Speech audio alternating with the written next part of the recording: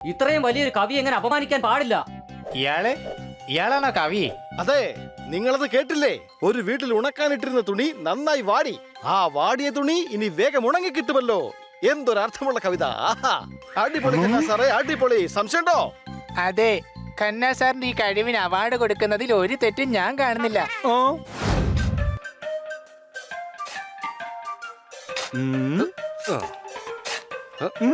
മഞ്ഞ കളർ ആയിക്കോട്ടെ അല്ലെങ്കിൽ റോസ് കളർ ആയിക്കോട്ടെ, എന്റെ ഗാർഡനിൽ ജമന്തിയും റോസയും ഇരിക്കട്ടെ. അടികൈ സാർ, ഇവിടെ ജമന്തിയും ബന്ദിയും ഒന്നും അങ്ങനെ വളരില്ല.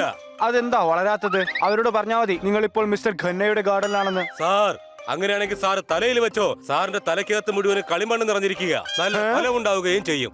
തോന്നിയ ദിവസം പറയുന്നോ?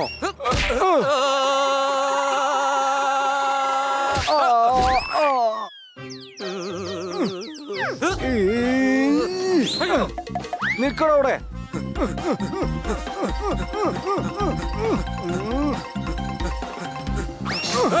നിക്കടവിടെ. നിന്റെ ഷേപ്പ് ഞാനിന്ന് മാറ്റും. നിന്നെ ഞാനിന്ന് വിടില്ലടാ.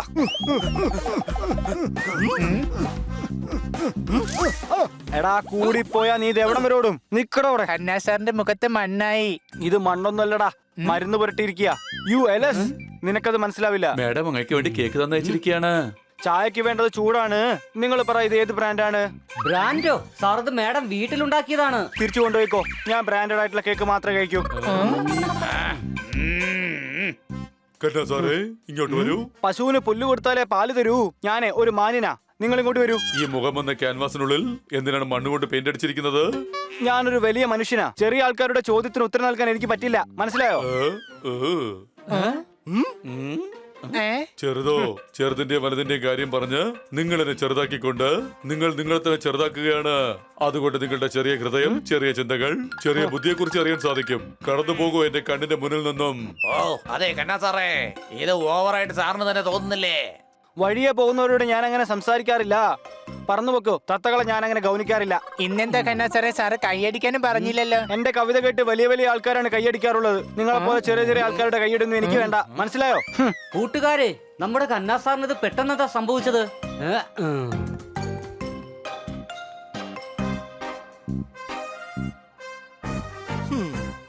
കന്നാ സാർ എല്ലാരെയും വല്ലാതെ അപമാനിച്ചിരിക്കുകയാണ്.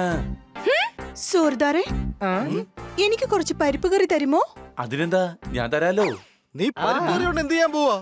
ആ, പുറത്തു കൊണ്ടുപോയി കുഴിച്ചിടും. പിന്നീട് അത് മരമായി മാറുമ്പോ അതിന്റെ കൊമ്പിൽ ഒരു ഊഞ്ഞാല് കെട്ടി ആടും. പരിപ്പ് കറി സാധാരണ എന്താ ചെയ്യാ? ഞങ്ങൾ കഴിക്കാറ പതിവ്. പക്ഷെ നീ പറഞ്ഞ ഐഡിയയും അത്ര മോശമൊന്നുമല്ല.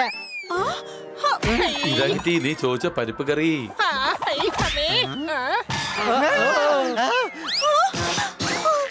എനിക്ക് പരിപ്പ് കറി കഴിക്കാനുള്ള ഭാഗ്യമില്ല. എന്തു പറ്റി കിറ്റി? നീ എന്തിനാ ഇങ്ങനെ കരയുന്നത്? ഖന്ന സാറ് ജീവിതം തന്നെ നശിപ്പിച്ചിരിക്കുകയാണ്. അതെങ്ങനെയാ?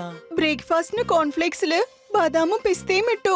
ഛർദിച്ച് ഞാൻ ഒരു വഴിയായി. ഇപ്പൊ ഞാൻ പരിപ്പ് കറി ചോദിച്ചു. അപ്പൊ എന്നോട് പറയാ ബിരിയാണി കഴിച്ചാ മതിയെന്ന്. പരിപ്പ് കറി നമ്മുടെ സ്റ്റാൻഡേർഡിന് പറ്റിയതല്ലത്രേ. ഇത്ര പെട്ടെന്ന് ഈ ഖന്ന സാറിന് എന്താ സംഭവിച്ചത്? ഖന്ന സാറിന് ഇന്ന് ബെസ്റ്റ് സാഹിത്യകാരനുള്ള അവാർഡ് ലഭിക്കാൻ പോവാണ്. സാർ ആ കാര്യം അറിഞ്ഞതോടുകൂടി അദ്ദേഹത്തിന്റെ ആറ്റിറ്റ്യൂഡ് ആകെ മാറി. ഓഹോ, അപ്പൊ അതാണ് കാര്യം. അതുകൊണ്ടാണ് മറ്റുള്ളവരോട് ഇങ്ങനെ പെരുമാറുന്നത്.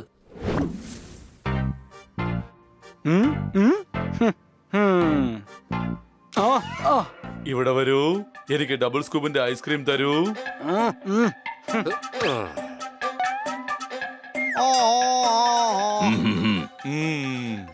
ചൂടുള്ള സമയത്ത് ഇതുപോലത്തെ തണുത്ത ഐസ്ക്രീം നുണഞ്ഞു കഴിക്കുമ്പോൾ മനസ്സും അതിനോടൊപ്പം തണുക്കുകയാണ്. കഴിക്കുന്ന ഐസ്ക്രീം ഡബിൾ ഡെക്കർ ആവുമ്പോൾ കൂടുതൽ സന്തോഷം. Very good. ഇതെന്താണിത്? ലെഫ്റ്റിലോട്ട് പോയിട്ട് റൈറ്റിലോട്ട് തിരിഞ്ഞാൽ ഒരു പുഴയുണ്ട്. 2 സ്കൂപ്സ് ഐസ്ക്രീം കഴിച്ചതിന് ശേഷം ഞാനിത് ചുമ്മാ കളയാറുണ്ട്. സാർ, അതിന് 200 രൂപയേ ഉള്ളൂ. ഞാൻ ഇത്രയും വില കുറഞ്ഞ ഐസ്ക്രീം കഴിക്കാറില്ല. അതുകൊണ്ട് 500 രൂപ തരും ഞാൻ. ബാക്കി 300 രൂപ ടിപ്പ്. ഇതാ പിടിച്ചോ. ഓഹോ, ഐസ്ക്രീം തിന്നുമ്പോൾ ക്രീം കുറഞ്ഞു വരും. പക്ഷെ ഇവന്റെ അഹങ്കാരം കൂടി വരികയാണ്. കന്നയുടെ ഇപ്പോഴത്തെ ഈ തലക്കനം ഇവനെ എവിടെ കൊണ്ടെത്തിക്കുന്ന ആർക്കറിയില്ല. ഓഹോ, ബെസ്റ്റ് സാഹിത്യകാരനുള്ള അവാർഡ് കിട്ടുകയാണ്. ഞാനും ഇന്ന് എന്റെ 2 കണ്ണുകളിലൂടെ ആ മകനീയ ദൃശ്യം കാണാൻ ആഗ്രഹിക്കുന്നു. ഇവന് ഞാൻ 8ന്റെ പണി കൊടുക്കും. അതിനുശേഷം ഇവൻ ബർത്ത്ഡേ കാർഡ് പോലും വാങ്ങില്ല. മനസ്സിലായോ?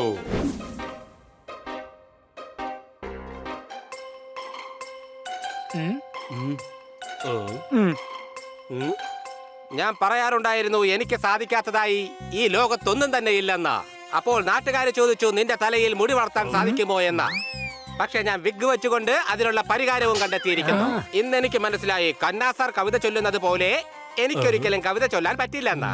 അതുകൊണ്ട് തന്നെ ഞങ്ങൾ കന്നാ സാറിന് ബെസ്റ്റ് സാഹിത്യകാരനുള്ള അവാർഡ് കൊടുക്കുകയാണ്. Welcome welcome my friend, welcome welcome my friend, welcome. കവിതകൾ ചൊല്ലുന്നതിന് വേണ്ടി എനിക്ക് കിട്ടുന്നു നേരം. നിങ്ങൾക്ക് എല്ലാവർക്കും ഇന്ന് എന്റെ നമസ്കാരം. അടികൈ. അല്ല ഇതെന്തോന്നാ? കൊറോണ വൈറസ് ചൈനയിലെ വുഹാനിൽ നിന്നാണ് ആദ്യം പടർന്നത്. നിങ്ങൾക്ക് മനസ്സിലാവില്ല. ഇതിനെയാണ് കവിത എന്ന് പറയുന്നത്. അടികൈ. നമുക്ക് മനസ്സിലാവില്ലെന്നോ? ഇതിനെയാണോ നിങ്ങൾ കവിത എന്ന് പറയുന്നത്? ഇയാൾക്ക് അവാർഡ് കൊടുക്കാൻ പറ്റില്ല. ഇത് സാഹിത്യത്തെ അപമാനിക്കുകയാണ്. ചെന്നിരിക്കെ പോ.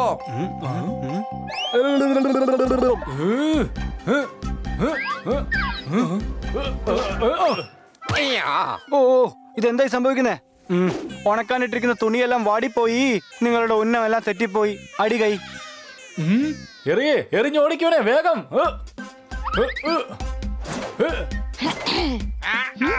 അയ്യോ അയ്യോ അയ്യോ എന്താ എന്താ നിങ്ങൾ എന്താ ചെയ്യുന്നേ? അയ്യോ അയ്യോ എറിയലേ എറിയലേ. അയ്യോ ആ അയ്യോ എറിയലേ.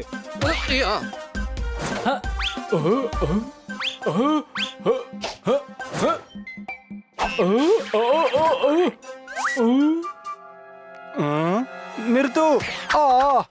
കുളമായി.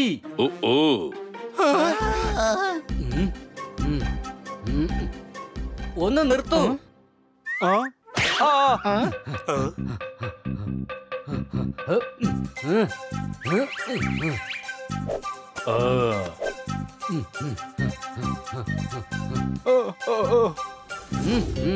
ഇത്രയും വലിയൊരു കവി എങ്ങനെ അപമാനിക്കാൻ പാടില്ല. ഇയാളാണോ കവി?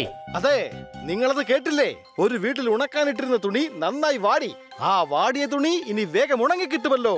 എന്തൊരർത്ഥമുള്ള കവിത! ആഹാ, അടിപൊളി കന്നാ സാറേ, അടിപൊളി. സംശയമുണ്ടോ? അതെ, കന്നാ സാറിന്റെ ഈ കഴിവിന് അവാർഡ് കൊടുക്കുന്നതിൽ ഒരു തെറ്റും ഞാൻ കാണുന്നില്ല. ഞാൻ ഇവരെ എല്ലാരും ഇൻസൾട്ട് ചെയ്തതാണ്. പക്ഷെ എല്ലാരും എന്റെ കൂടെ നിൽക്കുന്നല്ലോ.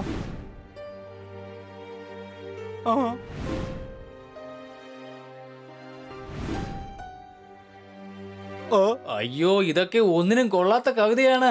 ഇവിടെ വരൂ. താൻ തന്റെ തിരുവായ കൊണ്ട് നല്ലൊരു കവിത ചൊല്ലി ഞങ്ങളെ കേൾപ്പിക്കൂ. ഞാനോ? അതിന് ഞാനൊരു കവിയൊന്നും അല്ല. എനിക്ക് കവിത ഒന്നും അറിയില്ല. അപ്പൊ കവിത ചൊല്ലുന്ന ആളിനെ അപമാനിക്കാൻ നിങ്ങൾക്ക് എന്ത് അർഹതയാണ് ഉള്ളത്?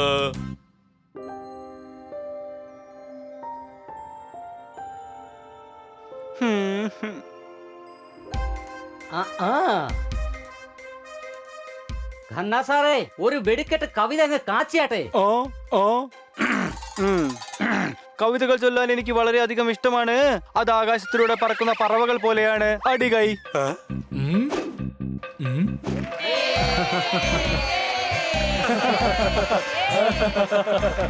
ഇവിടെ വരൂ. നല്ല പറപറക്കുന്ന കവിതയാണല്ലോ ചൊല്ലിയത്. മനസ്സാഗ്രഹിക്കുന്നു നിനക്ക് 1000 ഉമ്മ തന്ന് ആനന്ദിക്കാനായിട്ട്.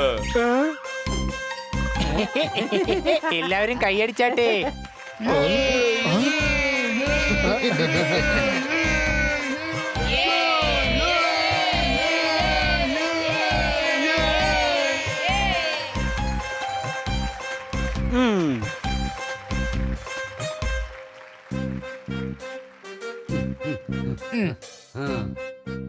ഭാഗ്യം എല്ലാം കഴിഞ്ഞെന്നാ തോന്നുന്നേ. അയ്യോ, എന്റെ മുഖമാകെ വൃത്തികേടായി.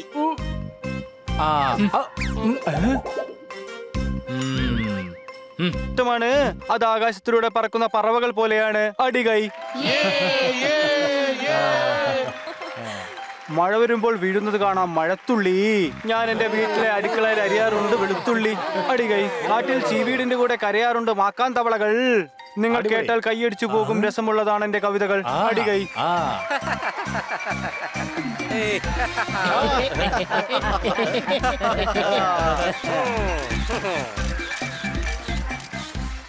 Thank you. ഇന്ന് നിങ്ങൾ വന്നില്ലായിരുന്നെങ്കിൽ എനിക്ക് ഈ അവാർഡ് ഇവർ ഒരിക്കലും തരില്ലായിരുന്നു. കൂടാതെ ഞാൻ നിങ്ങളോട് എല്ലാവരോടും മാപ്പ് ചോദിക്കുകയാണ്. കാരണം അഹങ്കാരം കൂടിയപ്പോ ഞാൻ നിങ്ങളെ എല്ലാരും വല്ലാതെ അപമാനിച്ചു.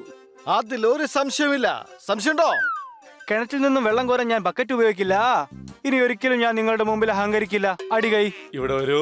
നീ അവാർഡ് വാങ്ങിച്ചോളൂ, കവി സമ്മേളനത്തിനും പൊയ്ക്കോളൂ, ടിവിയിലും പൊയ്ക്കോളൂ. പക്ഷെ തന്റെ കവിതയുടെ കെട്ട് ഞങ്ങളുടെ ചെവിയുടെ അടുത്ത് വന്ന് അഴിച്ചുവിടാൻ നോക്കരുത്. ഇനി ആവർത്തിച്ചാൽ കയ്യും കാലും കെട്ടി ഞാൻ ഇടും.